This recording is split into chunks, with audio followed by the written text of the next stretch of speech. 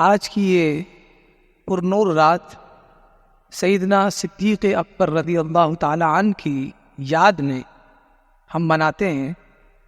اسی رات آپ کا وصال ہوا، اور ہم مسلمانوں کی یہ عادت ہے کہ اپنے اکابرین کی زندگی سے سبق حاصل کرتے ہیں۔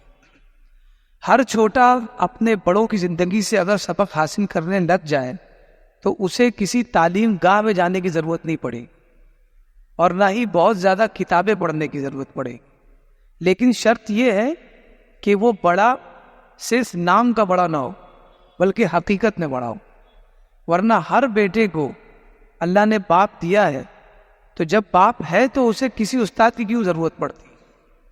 اس کا مطلب یہ ہے کہ باپ اس لائق نہیں کہ اپنے بیٹے کے لیے استاد کا بھی کردار ادا کر سکے۔ اس لیے سب سے اہم چیز ہمارے مسلمانوں میں یہ ہے کہ ہم اپنے اکابر سے سیکھتے ہیں، اور اسی بنیاد پر الحمدللہ اہل ایمان اپنے اعمال کی بنیاد پر دنیا میں دنیا والوں سے زیادہ ترقی یافتہ۔ دنیا میں کوئی قوم ایسی نہیں ہوگی جتنا مسلمان پاکیزہ ہے، چاہے وہ ظاہر سے ہو یا باطن سے ہو۔ اسی طرح کوئی قوم ایسی نہیں ہوگی جس میں اتنا زیادہ موٹیویشن دیا جاتا ہے، اور وہ صرف مسلمان قوم ہے۔ اب آپ دیکھیں کہ کتنی مسجدیں ہوں گی، اور ان مسجدوں کے اندر ائمہ موجود ہے جو لوگوں کی حوصلہ افزائی کرتے رہتے، ہمیشہ عمل خیر کی طرف ابھارتے ہیں۔ کوئی اگر ہفتہ بھر گناہ کر رہا ہو تو جمعہ کے بعد انشاءاللہ وہ گناہ نہیں کرے گا، کیونکہ جمعہ کا بیان ہوگا جس میں ہو سکتا ہے کہ بیان کے دوران کوئی ایسی بات آ جائے جو اس کی زندگی میں تھی، اور وہ اس سے اپنے آپ کو ریکنیکٹ کر لیتا ہے، اور اس کے بعد وہ اس سے بچنا شروع کر دیتا ہے۔ لیکن ایسا کوئی اہتمام کسی مذہب میں آپ کو کہیں خال مل جائے، لیکن باقاعدہ اہتمام نہیں ہے کہ ایک مسجد بنائی جاتی ہے، اس میں ایک امام کو رکھا جاتا ہے، اور اس سے یہ امید رکھی جاتی ہے کہ وہ ہمیں دین اسلام کے بارے میں بتائے۔ تو بہت ساری خصوصیات ہے اسلام کی اور اہل اسلام کی، اہل ایمان کی۔ اس میں سے ایک یہ بھی ہے کہ ہم اپنے بڑوں کی باتوں کو مانتے ہیں، ان کی حیات زندگی کو سنتے ہیں اور اس پر عمل کرتے ہیں، تو پھر وہ جو ہمارے بڑے اس دنیا سے چلے گئے، روپوش ہو گئے، اگرچہ وہ روپوش ہو گئے لیکن ان کا سایہ پھر بھی زمین پر چلتا ہے عملی صورت پر۔ جب بچہ اپنے باپ کے احکام پر عمل کرتا ہے، اس کی اچھی عادتوں کو اپنے اندر سما لیتا ہے، تو باپ کے نہ ہونے پر گھر والے کہتے ہیں کہ یہ بالکل اپنے باپ پر گیا ہے۔ تو ایسے ہی جب اکابر پہ آپ عمل کریں گے تو کوئی یہ نہیں کہے گا کہ ابو بکر صدیق نہ رہے، بلکہ یہ کہے گا کہ غلام ابو بکر صدیق موجود ہے۔ تو یہ عمل کی ضرورت ہے۔ بہت ہی اہم چیز جو میں آج کے اس موضوع میں بیان کروں گا، سب سے پہلے قرآن کریم کی آیت کریمہ ہے وَلَا يَأْتَلِ أُولُو الْفَضْلِ مِنْكُمْ وَالسَّعَةِ أَن يُؤْتُوا أُولِي الْقُرْبَى وَالْمَسَاكِينِ وَالْمُهَاجِرِينَ فِي سَبِيلِ اللَّهِ، اور کوئی بھی تم میں سے یہ قسم نہ کھائے کہ کون تم میں سے جو فضل والے ہیں، جن کا مرتبہ بڑا ہے، وَالسَّعَةِ اور گنجائش رکھتے ہیں، یعنی مال دولت والے ہیں، تم میں سے ایسے لوگ جو فضل والے ہیں، مال و دولت والے ہیں، وہ کبھی بھی اس بات کی قسم نہ اٹھائے کہ وہ قریب والوں کو، یعنی قرابت داروں کو، رشتہ داروں کو، والمساکین اور غریبوں کو، المہاجرین فی سبیل اللہ، اور وہ لوگ جو اللہ کی راہ میں ہجرت کر گئے ہیں، یہ قسم نہ اٹھائے کہ ہم انہیں کچھ نہیں دیں گے۔ بعض اوقات ایسا ہوتا ہے کہ آدمی اس کا حقدار ہوتا ہے، لیکن کبھی ہماری شان میں اس کی طرف سے ایسی گستاخی ہو جاتی ہے کہ ہم اس کی طرف سے منہ پھیر لیتے ہیں اور کہتے ہیں کہ آج کے بعد اس کو کچھ نہیں دوں گا، جبکہ آپ جو دے رہے ہیں وہ آپ کو جنت میں ملے گا، قیامت میں ملے گا، لیکن بس آپ کے دل کو وہ بھایا نہیں تو آپ نے راشن پانی بند کر دی۔ لیکن یہ اللہ تبارک و تعالیٰ کی ذات ہے کہ گناہ پہ گناہ کرتے جا رہے ہیں۔ تصل الذنوب الی الذنوب وترتجی درک الجنان وفوز العابد، کہ تم گناہوں پر گناہ کرتے جا رہے، اور امید کس کی ہے کہ جنت پالے، اور وہ کامیابی پالے جو ایک عبادت کرنے والا حاصل۔ تو گناہوں کی کثرت ہے، اور امید کیا ہے کہ وہ کامیابی ملے جو ایک عابد کو، ایک زاہد کو ملتی ہے۔ تو امیدوں سے اگر کچھ حاصل ہو جاتا تو لوگ بیٹھ کر صرف امید ہی کرتے اور ساری چیزیں حاصل ہو جاتی۔ فرمایا کہ فضل والے، گنجائش رکھنے والے قسم نہ اٹھائے کہ وہ دیں گے اہل قربا کو یعنی اقربا کو، رشتہ داروں کو اور مساکین کو اور ان لوگوں کو جو اللہ کی راہ میں جنہوں نے ہجرت کی ہے. یہ قسم نہ اٹھائے کہ ہم ان کے اوپر کھانا پانی بند کر دیں گے، انہیں کچھ نہ دیں گے. وَلْيَعْفُوا وَلْيَصْفَحُوا، تو چاہیے کہ وہ معاف کرے اور درگزر کرے. أَلَا تُحِبُّونَ أَن يَغْفِرَ اللَّهُ لَكُمْ، کیا تمہیں یہ پسند نہیں ہے کہ اللہ تمہاری مغفرت کر دے؟ پتہ یہ چلا کہ آپ کی اگر مغفرت چاہتے ہیں تو شرط یہ ہے کہ پہلے آپ کسی اور کو بخشیں. آپ جب اپنے ارد گرد لوگوں کو معاف کریں گے تبھی اللہ تبارک و تعالیٰ آپ کو معاف کرے گا. اور یاد رکھیے، آج آپ نے معاف نہیں کیا ہے تو آپ کے نہ معاف کرنے سے کسی کا کچھ بگڑتا نہیں، لیکن یاد رکھیے قیامت کے دن اگر اللہ تبارک و تعالیٰ نے ہمیں معاف نہیں کیا تو بتائیے اس جگہ کون ایسا ہے جو ہماری معافی کروا لے؟ کس چیز کے ذریعے وہ اللہ کے سامنے سرخرو ہو پائیں گے اگر ہم نے آج کسی کو معاف نہیں کیا؟ تو ایک بات یاد رکھیے، اللہ تک پہنچنے کا راستہ اس کے بندوں سے ہو کر جاتا ہے.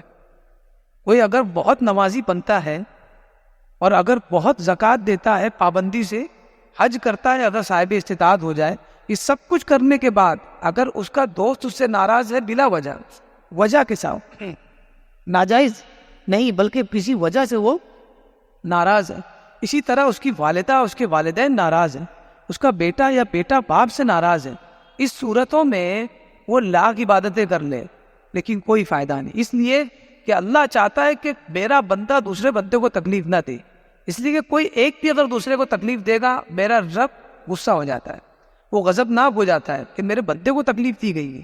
تو اب بندے کے لیے جہنم کا راستہ ایسے ہی کھول لیتا ہے بندہ کہ وہ اپنے کسی دوست کو، ساتھی کو ناراض کر دے. اب اس کے لیے راستہ کھل گیا. فرمایا کہ معاف کر دو. کیا تم پسند نہیں کرتے کہ اللہ تمہیں معاف کر دے؟ اور پھر آگے فرمایا واللہ غفور رحیم، اور اللہ کی ذات بہت بخشنے والی اور رحم فرمانے والی. یعنی ہم لوگ سوچ بھی نہیں سکتے کہ اللہ کتنا غفور رحیم ہے. یہ ہمارے لیے ایک لفظ ہے بہت، جو ہمیں سمجھا دیتا ہے کہ بہت غفور رحیم، لیکن اس بہت کی انتہا نہیں ہے. ہم بتا نہیں سکتے کہ اللہ کتنا غفار ہے. اس کی کوئی، جیسے کہا گیا کہ رحمت کے 100 حصے کیے گئے تو ایک حصہ جو ہے زمین پر اتارا گیا، باقی 99 اللہ نے رکھے قیامت کے لیے. یہ صرف 99 کا جو عدد ہے یہ سمجھانے کے لیے ہے، کیونکہ ہمیں 100 بہت لگتا ہے اور ایک کم لگتا ہے، لیکن اس کی رحمت کی وسعت کیا ہے وہ ہم سمجھ نہیں سکتے. اس کی رحمت کی وسعت کیا ہے ہم نہیں سمجھ سکتے. چھوٹی سی مکھی آپ دیکھیں، جب ہمیں دیکھنا ہوتا ہے اسے بڑے ویو میں تو ہم اس کو خردبین سے دیکھتے ہیں، تو خردبین اس کو بڑا کر دیتے، لیکن آپ بتائیے بغیر خردبین کے اندازہ لگا سکتے ہیں کتنی چھوٹی ہے؟ بس یہی سمجھ لیں کہ اللہ کی غفاریت کا ایسا احساس اسی سب کو ہو سکتا ہے جو بہت گنہگار. یہ بھی کمال ہے کہ جو جتنا زیادہ گنہگار ہے اسی کو اللہ کی غفاریت کا احساس بھی ہوتا ہے. جب آدمی بالکل نا امید ہو جاتا ہے تو اس کے پاس ایک ہی سہارا بچتا ہے اور وہ اللہ رب العزت کا ہے. حضرت ابو بکر صدیق رضی اللہ تعالیٰ عنہ، اس آیت کریمہ کی شان نزول ہے. آپ کے خالہ زاد ایک بھائی تھے مصطح رضی اللہ تعالیٰ عنہ، تو آپ جو ہے ان کا کھانا خرچہ اٹھاتے تھے، ان کو خرچہ دیا کرتے تھے. لیکن جب حضرت عائشہ صدیقہ رضی اللہ تعالیٰ عنہ پہ الزام لگایا گیا تو رئیس المنافقین نے یہ الزام لگایا معاذ اللہ رب العالمین حضرت عائشہ صدیقہ پر. اور حضرت عائشہ صدیقہ رضی اللہ تعالیٰ عنہ کون ہے؟ حضرت ابو بکر صدیق رضی اللہ تعالیٰ عنہ کی بیٹی ہے، شہزادی ہے.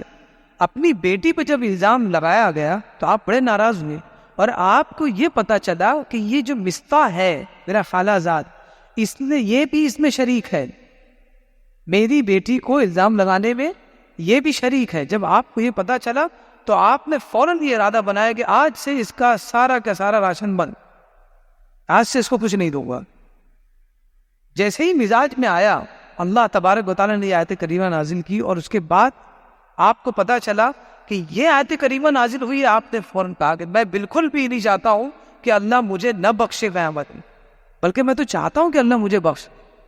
فوراً خوفزدہ ہو گئے کہ میں نے کیا کیا. اب آپ سوچئے، ذرا غور کریے کہ آپ کے بھائی کو یا آپ کی بہن جس سے جو آپ کے ارحام ہے، خونی رشتہ دار ہے، اسے کسی نے برا کہا.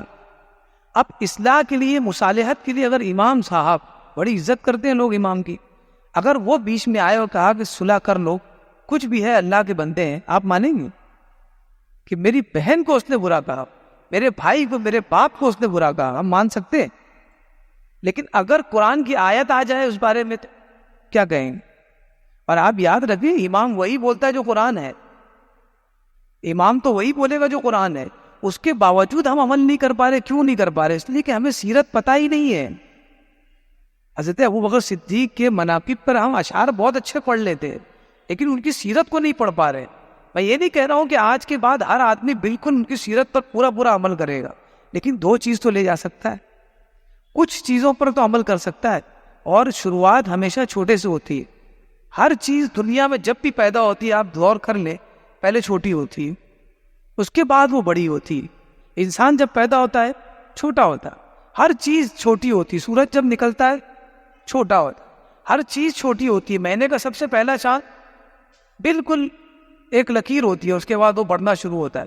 تو کہنے کا مطلب یہ ہر چیز چھوٹی ہوتی ہے، پھر آہستہ آہستہ وہ بڑی ہوتی ہے. تو اس سے کبھی نا امید نہ ہو کہ میں عمل کب کروں گا، یہ عمل میں کیسے کر سکتا ہوں. آپ تھوڑا شروع کریے، اللہ تبارک و تعالیٰ کی مدد شامل حال ہوگی اور آپ سب کچھ کر لیں گے انشاءاللہ. تو یہ آپ کا عمل تھا کہ آپ کو جیسے یہ پتہ چلا، انہوں نے کہا کہ میں بد نہیں کروں گا. یہ آیت سننے کے بعد اب آپ سوچئے کہ اگر ہم نے چھوٹی سی باتوں کی بنیاد پر اگر اپنے امپلائی کے اوپر جینا حرام کر دیا ہے، اپنے ماتحتوں کو جینا حرام کر دیا، تو ہمیں سوچنا چاہیے کہ ہم کتنے بڑے گناہ میں ملوث ہو گئے ہیں. ان کے مناقب کے بارے میں سنتے ہیں کہ ان کے مناقب کیا ہے، کیا شان ہے. آپ کی شان تو آپ سنتے ہی رہتے ہیں، لیکن یہ شان جو میں نے جمع کی میرے لیے نہیں. کچھ چیزیں شاید آپ کو پتا ہو، کچھ مجھ کو پتا ہو. میری کوشش یہ ہوتی ہے کہ وہ چیزیں پڑھے جو میرے لیے نہیں ہو، تاکہ میں بھی کچھ سیکھ سکوں. فرمایا ہے حضرت علی رضی اللہ تعالیٰ عنہ، فرمایا خیر هذه الامہ بعد نبیہا ابو بکر و عمر. اس امت کے جو نبی ہیں، اس نبی کے بعد اس امت میں سب سے بہترین اگر کوئی ہے، یہ فرمانے والے کون ہیں؟ حضرت علی. اگر اس امت میں، اس امت کے نبی کے بعد اگر کوئی بہترین ذات ہے، عمر اور ابو بکر. وہ ذات کون سی ہے؟ عمر، ابو بکر. ابو بکر اور عمر کی ذات سب سے عظیم ہے، یہ کون کہہ رہا ہے؟ حضرت علی. اور بالکل صحیح سند سے ثابت، کوئی اس کو جھٹلا بھی نہیں سکتا، کیونکہ میرا کام ہی ہے لکھ کر لاتا ہوں، تاکہ ایسا نہ ہو کہ بعد ہوائی ہو جائے. تو بالکل صحیح حدیث ہے، اس کو آپ پڑھ لیں. علی کہہ رہے ہیں کہ اگر کوئی ہے اس امت میں معتبر، افضل، تو وہ ابو بکر اور عمر ہے. آپ سوچئے اگر آپ کا کوئی دوست ہو، آپ کا کوئی دوست ہو اور وہ دونوں دوست نارمل ہو، لیکن آپ کا رشتہ کسی بادشاہ سے ہو، آپ کا رشتہ کسی بادشاہ سے ہو جائے، اس کی لڑکی سے آپ نے شادی کر لی، کسی بھی بنیاد پر آپ کا رشتہ داری بن جاتی ہے. تو وہ جو 2 دوست ہیں آپ کے سامنے کیا حیثیت رکھتے ہیں؟ بادشاہ کے سامنے کیا حیثیت رکھتے ہیں؟ ایک دم نارمل ہے. لیکن اگر وہ آپ کا دوست، صحیح دوست ہے، تو وہ کیا کہے گا؟ کچھ بھی ہو لیکن یہ میرے دوست ہے. بس یہی حال حضرت علی کا ہے. داماد رسول ہیں، رشتہ دیکھ رہے ہیں، اور پھر چچا زاد بھائی بھی ہیں، ارحام ہیں، خونی رشتہ دار ہیں. اس کے باوجود حق کہا، اور کیا کہا کہ مجھ سے نہیں بلکہ پوری امت سے نبی کے بعد اگر کوئی بہتر ہے تو یہ میرے دونوں دوست ابو بکر اور عمر ہے. یہ اعتراف آپ کو ایسا لگ رہا ہے کہ فضیلت کی بات ہے، اصل میں یہ بہت بڑی چیز ہے سیکھنے کی، کہ ایک دوست اپنے دوست کے بڑے ہونے کا اعتراف کرے. کر سکتا ہے کوئی؟ کبھی ہوتا ہے ہمارے جو سینئر ہوتے ہیں وہ جونیئر کو ہمیشہ دبانا چاہتے ہیں، جبکہ جونیئر کے اندر بہت بڑی کوالٹی ہوتی ہے. لیکن اگر وہ اس کوالٹی کو تھوڑا سا اوپر کر لے کہ یار تمہارے اندر یہ کوالٹی ہے، تو بہت اوپر جائے. لیکن یہ ہو نہیں پاتا. کہاں ہوتا ہے بتائیے؟ کہیں نہیں ہوتا ہے. اگر بھائی لیٹ پیدا ہوا ہے تو وہ چھوٹا ہے، اور جو جلدی پیدا ہوا ہے وہ بڑا ہے. تو اب جو چھوٹا ہے وہ کبھی بڑا نہیں ہو سکتا، کیونکہ جب بھی وہ کوئی آئیڈیا لائے گا تو کہے گا تو چھوٹے ہو، اب وہ چھوٹا ہی رہے گا، اب زندگی بھر وہ چھوٹا رہے. تو یہ بہت بڑی سیکھ دی ہے یہ کہہ کر کہ ابو بکر عمر سے بڑا کوئی نہیں ہے اس امت میں. آگے فرمایا حضرت عمر رضی اللہ تعالیٰ عنہ حضرت ابو عبیدہ ابن الجراح کے پاس گئے اور کہا کہ ہاتھ پھیلاؤ، میں آپ سے بیعت کرنا چاہتا ہوں. ہاتھ پھیلاؤ، میں آپ سے بیعت کرنا چاہتا ہوں. حضور کے بعد آپ پردہ فرما گئے، تو آج حضرت ابو عبیدہ ابن الجراح کے پاس گئے اور کہا کہ ہاتھ پھیلاؤ، میں بیعت کرنا چاہتا ہوں. اس سے ایک یہ درس بھی ملا کہ مسلمان ہمیشہ کسی نہ کسی پیر کے ساتھ رہتا ہے، وہ بیعت رہتا ہی ہے، کسی نہ کسی پیر سے، نیک پیر سے جڑا رہتا ہے، کیونکہ اسے پتا ہے کہ میں ہر سے کام نہیں کر سکتا، جو پیر صاحب کی قربت ہے اللہ سے، اس قربت سے کچھ چھینٹے میں بھی حاصل کروں۔ تو آپ نے کہا کہ ہاتھ پھیلاؤ، میں تم سے بیعت کرنا چاہتا ہوں، اور پھر کہا کہ میں نے حضور سے سنا ہے آپ کے بارے، حضرت ابو عبیدہ ابن الجراح سے فرمایا کہ میں نے آپ کے بارے میں حضور کی زبانی سنا ہے صلی اللہ علیہ وسلم، انت امین هذه الامہ، کہ ابو عبیدہ ابن الجراح تو اس امت کا امین ہے، اس امت کا امین اور امانت دار ہے، تو اتنا بڑا مرتبہ اللہ نے آپ کو دیا ہے، تو میں چاہتا ہوں کہ آپ کے ہاتھوں بیعت ہو جاؤں۔ تو ابو عبیدہ بن جراح کا معاملہ کیا ہونا چاہیے؟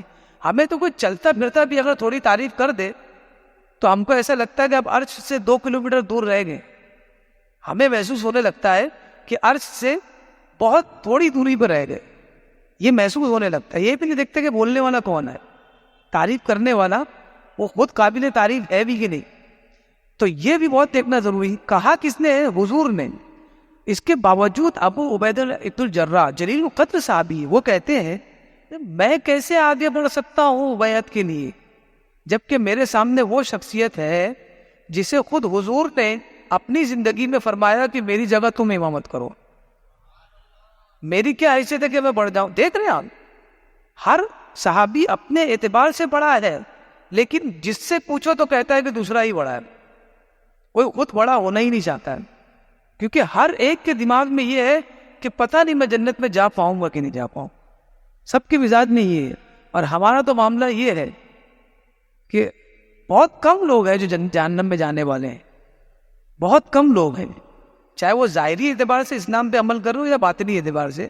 احساس اگر یہ ہے کہ ہم ہی جنتی ہے تو آپ کرتے رہیے عبادت، آپ کرتے رہیے عبادت، لوگ بھی آپ کے ہاتھ چومتے رہیں گے اور آپ بھی اسی خام خیالی میں رہیں گے کہ ہم ہی افضل ہے۔ لیکن کیا افضلیت ہے؟ یوم تسود الوجوہ وتبیض، پتہ چلے گا اس دن، جس دن چہرے کالے ہوں گے اور جس دن چہرے سفید ہوں، اس دن پتہ چلے گا کہ کس کا چہرہ سفید ہے اور کس کا چہرہ کالا ہے۔ امامت پہ ہوتے تھے صحابہ لیکن روتے تھے، کو پتا تھا کہ آج تو آگے ہو، وہاں اگر نہیں آگے ہوا تو کیا سوچیں گے لوگ، یہ افسوس ہوتا تھا اور اس پہ وہ روتے تھے۔ اب بتائیے، اب آگے فرمایا ایک صالحین میں سے ایک صالح نے فرمایا، نیک شخص نے، کہ میں نے رسول اللہ صلی اللہ علیہ وسلم سے سنا ہے، اس حدیث کی میرے پاس روایت نہیں ہے، میں نے یہ سنا کہ کسی صالح نے یہ کہا کہ میں نے رسول اللہ صلی اللہ علیہ وسلم سے کسی صحابی کو کہتے ہوئے سنا، انہوں نے یہ حدیث سنی، وہ کہتے کہ میں نے سنا کہ حضور صلی اللہ علیہ وسلم نے فرمایا حضرت عمر رضی اللہ تعالیٰ عنہ کی شان میں کہ قیامت کے دن سب سے پہلے جس کے دائنے ہاتھ میں اس کا نامہ اعمال دیا جائے گا وہ عمر ہو۔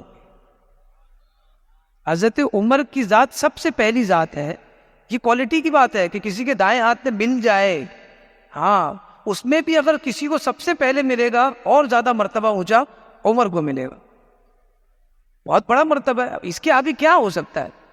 نامہ اعمال تو سب کو لینا ہے، ہر ایک لے کے کھڑا رہے گا۔ اب عمر کے ہاتھ میں نامہ اعمال ہے، ہم لوگ سوچ لیں، جو سوچ رہے ہیں کہ ہم رسول اللہ کے جنت رسول اللہ کی، لہٰذا ہم بھی جنتی، اس سے پہلے نامہ اعمال ہوگا اور سارے کچھ جو ہم نے کیے ہیں کرتوت وہ سب وہاں پر ماپی جائے گی اور گنا جائے گا، اس کے بعد جائیں گے۔ بولنا بہت آسان ہے، جب کرنے پہ آپ آئے تو آپ بے نام ہو جائیں گے دنیا میں، اور وہ کوئی چاہتا ہی نہیں۔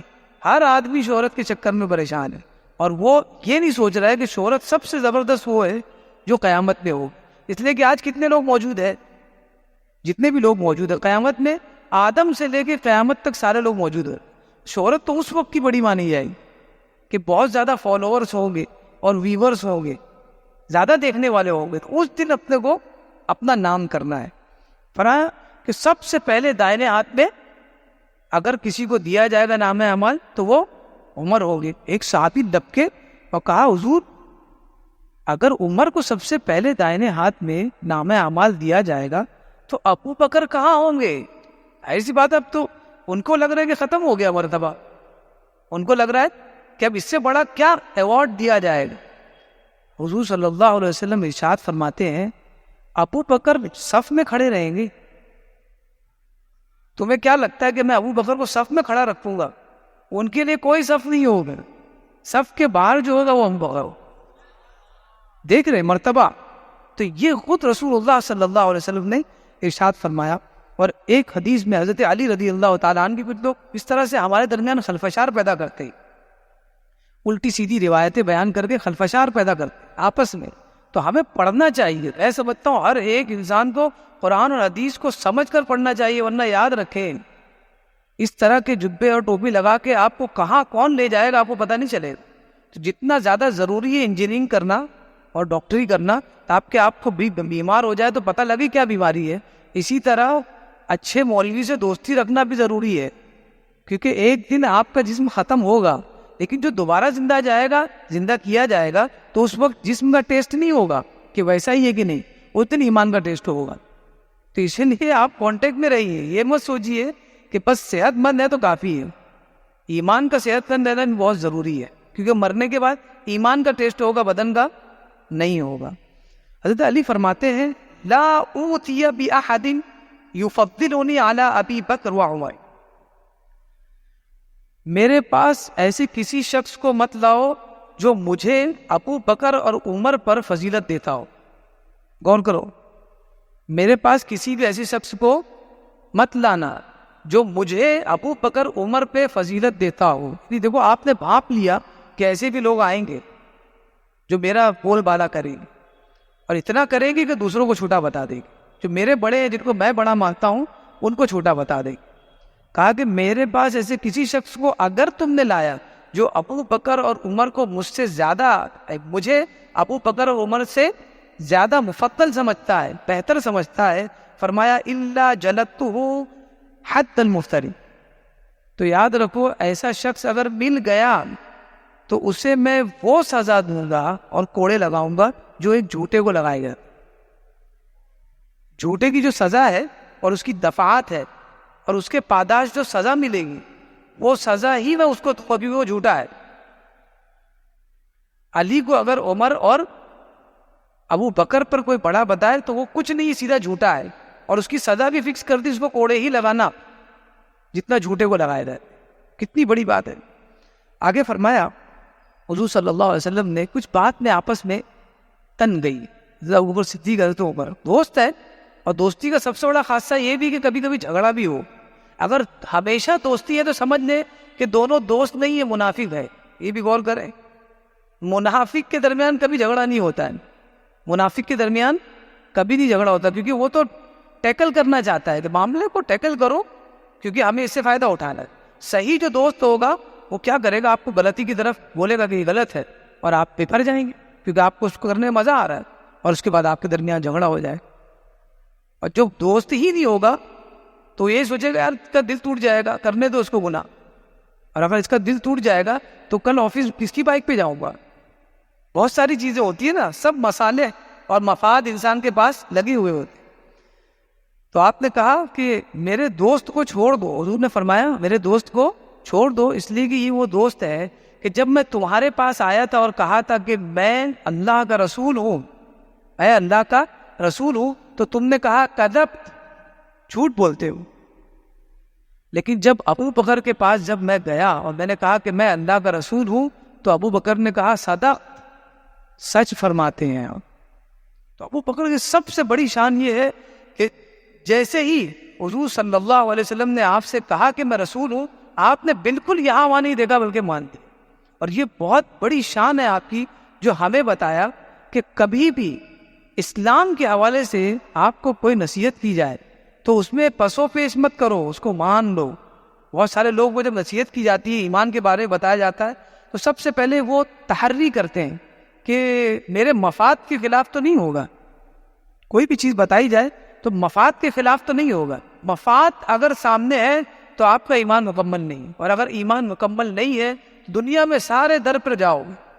اور اگر ایمان مکمل ہے, آپ کو نماز کے سامنے کوئی دوسری چیز نہیں سوچتی, تو آپ کسی کے ماتحت کبھی نہیں رہیں گے, آپ سب سے انشاءاللہ اوپر رہیں. یہ اللہ کا وعدہ ہے کیونکہ اس کا فرمانا ہے کہ میرے سامنے جھک جاؤ، کہیں جھکنے نہیں ہوا، اور اگر یہاں جھکنے سے کوتاہی کی تو در در پہ جھکے ملو گے، در در پہ جھکے ملو، یہ فارمولا ہے۔ خلیفہ جب بنایا گیا، خلیفہ بنا دیے گا، کتنا بڑا مرتبہ ہے، آج لوگ وہ چھوٹا سا کارپوریٹر بننے کے لیے پتہ نہیں کیا کیا پاپڑ بیل لیتے، لیکن یہاں خلیفہ بنا دیا گیا۔ جب خلیفہ بن گئے، دوسرے دن صبح کپڑے کی گٹھری لی، سر پہ رکھا، ابو بکر صدیق یہ ایمان لانے سے پہلے بھی سردار تھے، مانے جانے تھے، ایمان لانے کے بعد بھی بہت اونچے تھے، حضور کے ساتھی، اور معاملہ یہ ہے کہ پوری زندگی نکل گئی۔ اب جب خلیفہ بنے ہیں تو خلیفہ بننے کے بعد صبح ہوئی ہے تو گٹھر اٹھایا، سر پہ رکھا اور بازار چل پڑے، جو کام تھا کاروبار کے لیے۔ حضرت عمر وہاں آئے اور کہا کہ حضور کہاں جا رہے ہیں؟ کہا بازار جا رہا ہوں، وہی جو کام کرتے تھے، کمائیں گے حلال رزق۔ کہا کہ آپ خلیفہ ہیں، آپ یہ سب کریں گے؟